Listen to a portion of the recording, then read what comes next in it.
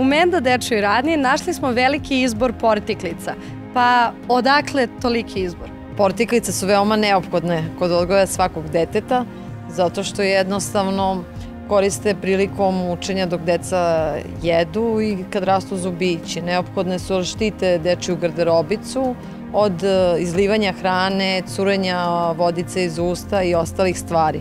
Kod nas u radnji imate zaista veliki izbor portiklica. Imate prvo portiklice koje se vezuju, portiklice koje se lepe pozadi, portiklice koje se lepe sa strane, portiklice koje se navlače, portiklice koje se oblače kao majčice sa rukavima, bez rukava. Sve su one šarene, dizajnirane su za decu. Imate i portiklice koje su samo od pamuka i koje su postavljene sa PVC-om iz tog razloga da ne bi curelo, znači da ne bi dodirivalo dečju garderobu i da ne bi oštetilo. Imamo tako i portiklice za devojčice i za dečake. To je sve program Marselin, oni se bave njima već dugo vremena, stalno ih proširuju, dizajneri stalno rade na tome, jako su zanimljive. Videla sam da imate i paketiće od više portiklica.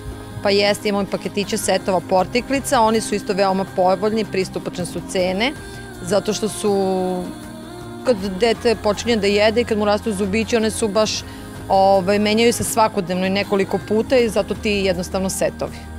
Za koje uzraste su namenjene portiklice? Pa portiklice su bukvalno od prvog dana, od nekog početka, kad dete, majka počinje već da doji, čisto da se obriše, da budu tu negde, posle su svakodnevno oko vrata kad krenu da rastu zubići, onda kad krenu da jedu, imaju čak ove portiklice sa rukavima, već kad deca koriste i neku igračku, bojicu, tako da ih zaštite od svih njihovih nestašluka. Portiklice su toliko lepe da ponekad ne možete da razlikujete da li su zaista portiklice ili zapravo garderoba.